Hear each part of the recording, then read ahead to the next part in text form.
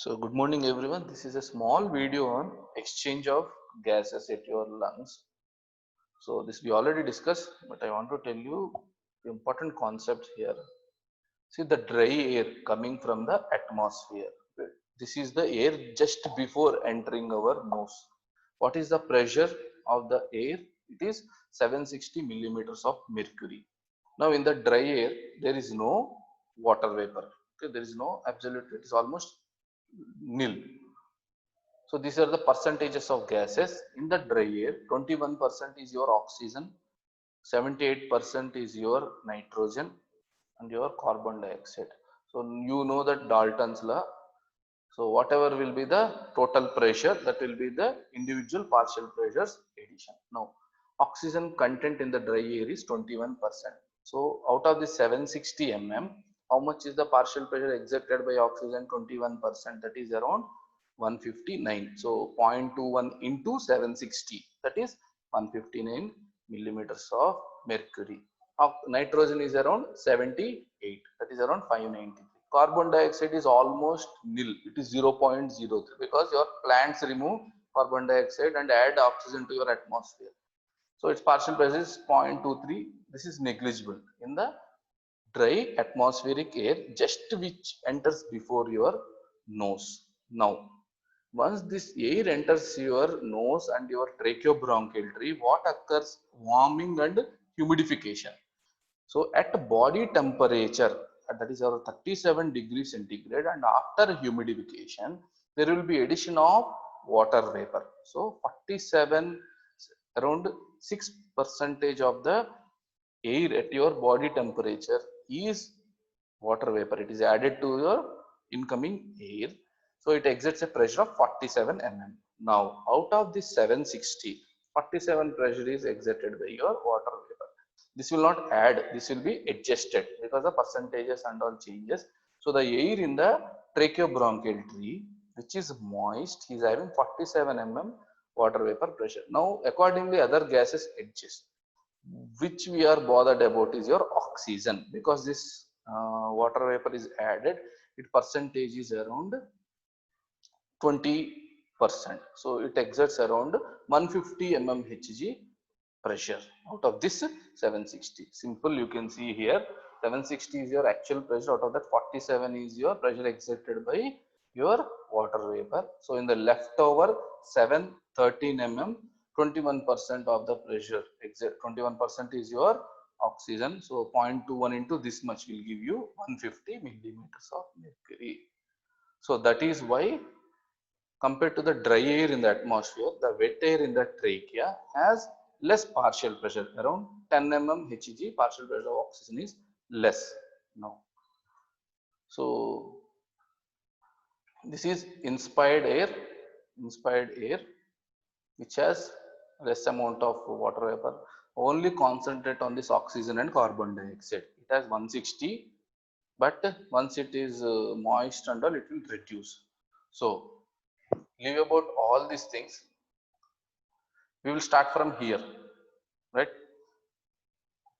Tissues utilized oxygen from the blood, added carbon dioxide. So the venous blood leaving the tissues is having 46 millimeters of mercury carbon dioxide partial pressure and 40 millimeters of mercury oxygen. Okay, this is the blood leaving tissues. Now it went to the right heart. From the right heart it went to the pulmonary circulation. Now the partial pressures of gases in the alveoli, carbon dioxide is at 40 and oxygen is at 100. Now diffusion of gases occurs till the partial pressures match, right? Fick's law of diffusion. When the two uh, compartments are separated by a semi-permeable membrane, we know Fick's law of diffusion. Diffusion occurred. So the blood leaving the lungs in the pulmonary veins will have these same partial pressures, like 100 mm oxygen, 40 mm carbon dioxide, 47 same thing. But because of the physiological shunting, 2% of the blood from bronchial circulation and heart enters the pulmonary vein and the left heart. So the final partial pressures in the systemic aorta is 95, just 5 mm less than the partial pressure immediately after gas exchange, and 40. So when this blood went to the alveoli, because it is 46 and 40, diffusion occurred from here to here. Similarly, oxygen partial pressure is 40 and partial pressure in the alveolar is 100. Diffusion occurs from here to here, till the blood leaving the pulmonary vein is having these same partial pressures. Now, if there is no entry and exit of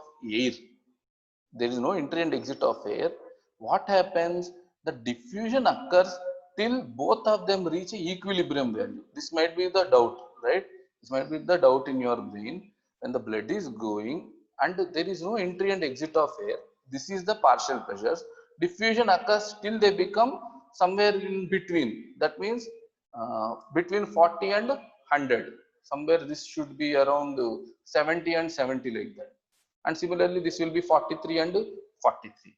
But because of continuous entry and exit of air, the alveolar pressures are always constant, and the blood leaving the pulmonary vein will match this alveolar air.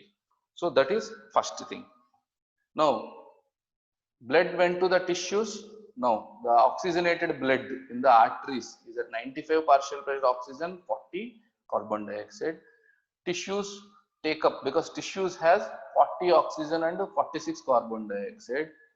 Diffusion of oxygen from the arterial blood goes to the tissues, and from tissue carbon dioxide will go to the oxygenate into the blood into the capillaries. No, finally the blood leaving capillaries will have same partial pressure of the tissues. So here oxygen entered from the capillaries into the tissues because the partial pressure is high in the arterial blood. So diffusion occurs from higher partial pressure to lower partial pressure areas.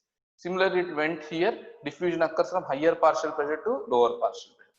So at the lungs, oxygen diffuses from alveoli into the pulmonary vein, carbon dioxide from the pulmonary capillary into the alveoli. At the tissues, oxygen entered from the capillaries into the tissue, carbon dioxide from the tissue entered the systemic capillaries. These are systemic capillaries and these are pulmonary capillaries. Now you can see. So last doubt is, sir, why inspired air is 158, even though after humidification it is 150, but alveolar oxygen and carbon dioxide is 140, right? Inspired air does not have any carbon dioxide, whereas alveolar air partial pressure is at 40. Similarly, expired gas is also having different partial pressures than the inspired air. First thing, expired air, because it is mixing with the input air. So that's why there is a differences. We are not bothered much about the expired air gases. Forget about this, not required for you. Now, so the first air taken by the baby during birth, after the birth, first cry of baby, he inhaled air. So that air entering the alveoli, as you think, it is at this partial pressures. Okay, after humidification, it will be 150 mm, 0 carbon dioxide, 47 water vapor, right? Forget about this. Now, so first air that entered will have the same like your atmospheric partial pressures. But so the first blood that went to the lungs and exchange of gases occurs will occur at this partial pressures only. Slowly, with number of breaths, increasing number of breaths, there is formation of what here, out of your total lung capacity, 2.5 to 3 liters is your functional residual capacity, that the air present always in your lung. So initially the exchange occurred at this partial pressure, but slowly, because the carbon dioxide is being added continuously and oxygen is being removed continuously, there is a development of functional residual capacity. That is the volume of the air after quiet expiration. So always in the alveoli, because of the continuous exchange with your atmosphere, the gaseous partial pressure set to 100 of oxygen, 106, okay, carbon dioxide is 40. From where this carbon dioxide came into this alveoli? Not from atmosphere. This is entirely coming from the blood. So initial few breaths occur at this inspired air partial pressures. But later on, because of the development of FRC, these partial pressures are set. Once they are set, how they are maintained? If you remember, every time 500 ml of air is coming in, out of this 350 ml is added to the FRC and 350 ml is removed from the FRC, right? 350 ml is the alveolar ventilation, which is getting fresh bout of air at a partial pressure of 150 and 0 carbon dioxide is added to the FRC, and the 350 ml after the exchange of gases is removed from this FRC and added to the expired air. And out of this 500 ml, 150 ml is dead space air, that is also not taking place in the gas exchange. So finally, what is happening here is inspired air is coming, dry air, no much moisture, 160 will be the partial pressure of oxygen, 0 carbon dioxide. Now it will get moistened in the trachea, water vapor will be added, so 47 this will become, and this will become 150. This 350 ml of partial pressure same air will enter the FRC, mixes with this air. So finally the concentrations are 100 oxygen, 40 carbon dioxide in the alveoli. Now blood coming from the veins is at 40, 46. The diffusion of gases occurs till the blood coming out of pulmonary vein of these capillaries will be matched with the alveoli. Now once this is stopped, if you stop this, what happens?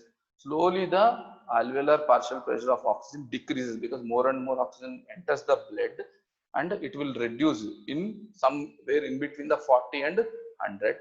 Carbon dioxide levels will increase somewhere in between this 46 and 40, and if more and more are produced and added, there will be increase in alveolar carbon dioxide and reduced oxygen. Similarly, this happens when there is no respiration, but we have 3 liters of FRC at this much partial pressures. So that's why even though you stop breath for few seconds, this 3 liters of air with this much partial pressures will continuously supply oxygen to the blood, remove carbon dioxide from the blood. So finally the venous blood leaving the lungs will be at 100 oxygen partial pressure, 40 carbon dioxide partial pressure. Then there is little shunt mixture, physiological shunt from bronchial and cardiac circulation.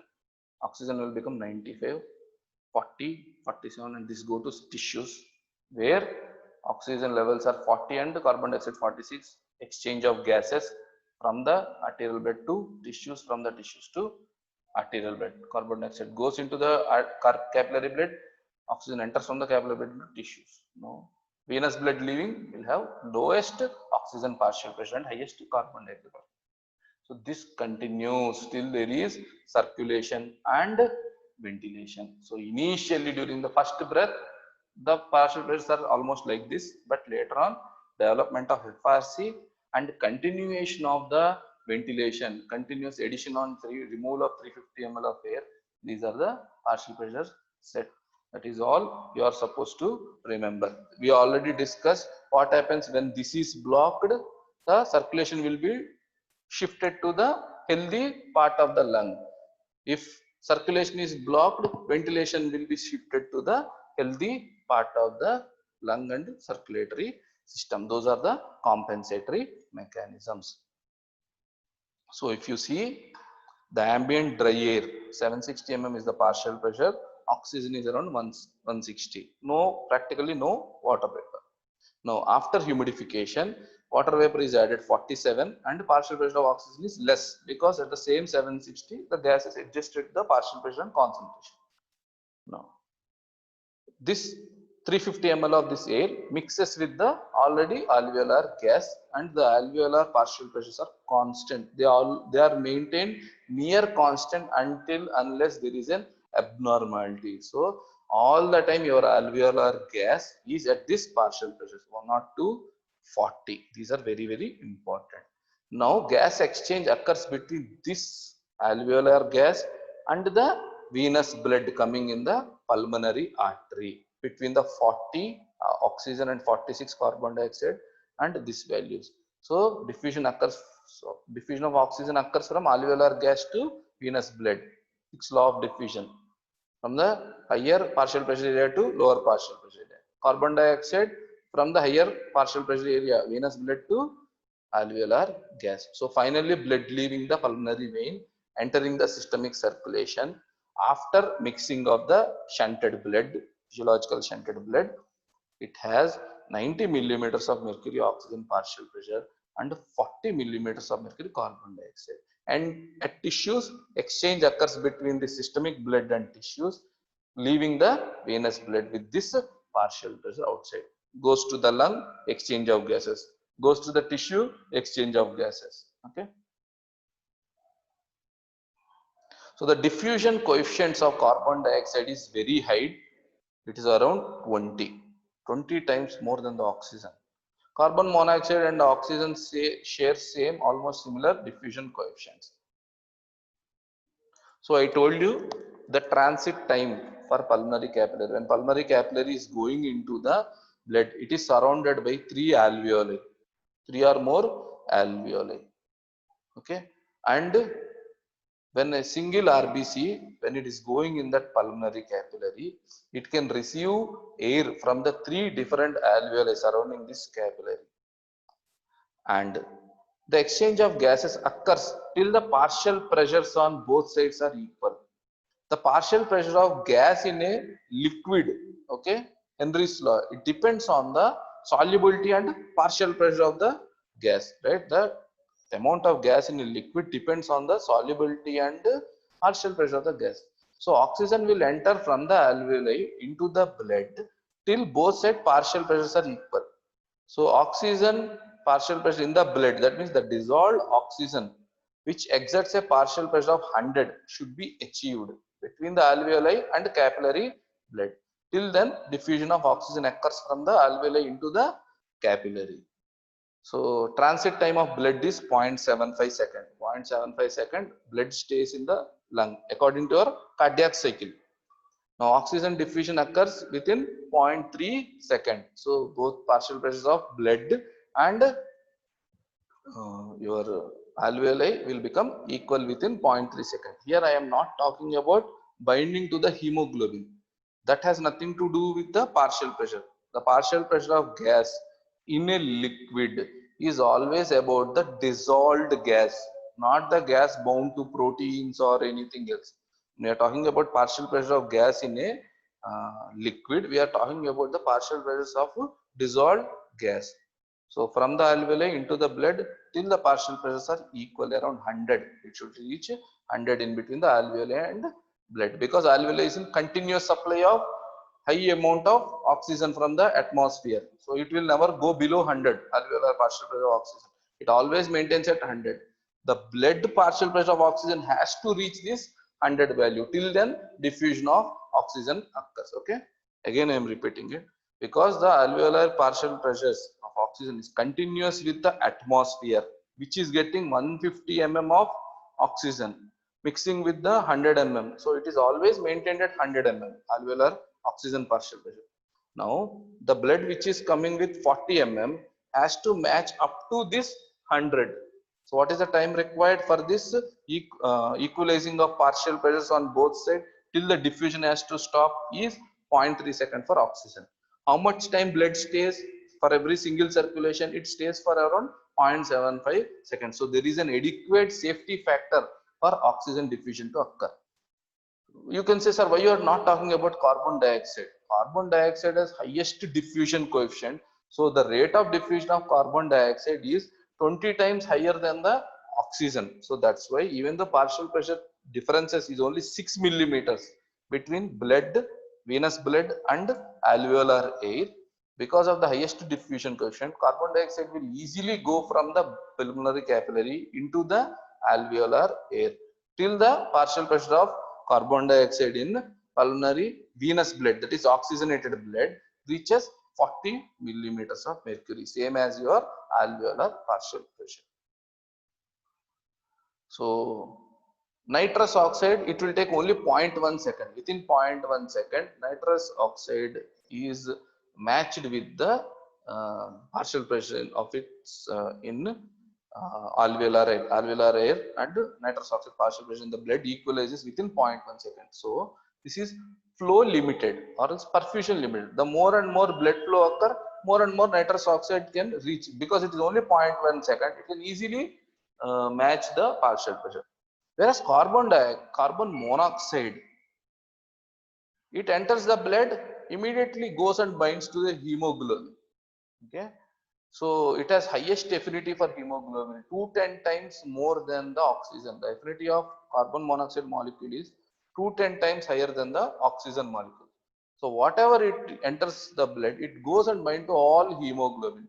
So the partial pressure of carbon monoxide in the liquid state, in the liquid blood, dissolved form, will never reach the equilibrium with the alveolar air. So even during this transit time of 0.75 second, this partial pressures of carbon monoxide between the blood and alveolar air will never reach equilibrium. So whatever the carbon monoxide is present in the alveolar air will enter the blood, goes and binds the hemoglobin. So this is not related to blood flow, this is related to the diffusion. So we call it as diffusion limited. Carbon monoxide partial pressures equilibrium is diffusion limited. But luckily our uh, incoming air, inhaling air does not have much amounts of carbon monoxide. Just for comparison ratios values we are seeing. So N2O is flow limited, carbon monoxide is diffusion limited, oxygen is in between. So within 0.3 seconds, this is also mainly flow limited. It is towards the N2O side. So if more blood flow increases, transit time decreases up to 0.5. That means cardiac output increases. More and more blood is going to the lungs. Because of the wide safety factor, only 0.3 seconds is required. So whatever blood is going to the lung will get fully oxygenated. This is very, very important during your exercise, right? Even the cardiac output increases, cardiac cycle duration decreases, and the time for which blood stays in your pulmonary circulation decreases. Let's say it decreases up to 0.5 seconds because of the increase in heart rate, or else 0.4 second because of increase in heart rate. Still there is another 0.1 second safety factor for oxygen. Oxygen diffuse readily from the alveolar air into the blood till the blood partial pressure of oxygen is equal to the alveolar air. At the same time, oxygen will go into the RBC and binds to hemoglobin also, fully saturating the hemoglobin. So this is a very, very important gas which has to be carried till tissues. So the diffusion capacity of carbon dioxide at rest is 450 ml. Compare it to the oxygen, it is very, very high. So even the lowest partial pressure differences between the venous blood and alveolar blood will drive more carbon dioxide compared to the highest difference. What is the difference of oxygen? So the difference of oxygen between venous blood and alveolar air is 102, 40, 60. But carbon dioxide is only 6. But still, because of the 20 times more diffusion capacity, this 6 mm is equal to drive more volume of carbon dioxide compared to the oxygen, which is at 60 mm difference. This is very, very important. So in any damage to the respiratory membrane, you need not worry about the exit of carbon dioxide, but you have to worry about the entry of oxygen, especially in pulmonary edema. Because of the high diffusion coefficient of carbon dioxide will easily leave your blood, but the oxygen entering from the alveoli into the pulmonary capillaries decreases during pulmonary edema. Carbon monoxide and oxygen almost same diffusing capacity, but the affinity of carbon monoxide to hemoglobin is very, very, very high compared to all other gases in your periodic table. So it readily binds to the hemoglobin. It makes the hemoglobin unavailable for oxygen attachment. So thank you. Go through this video in loop, you will understand the exchange of gases easily.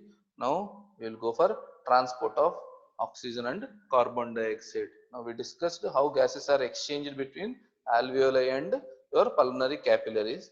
From there, how it is transported to your tissues, and from tissues to the lungs back. That is transport of oxygen and carbon dioxide. We'll discuss in next videos. Thank you.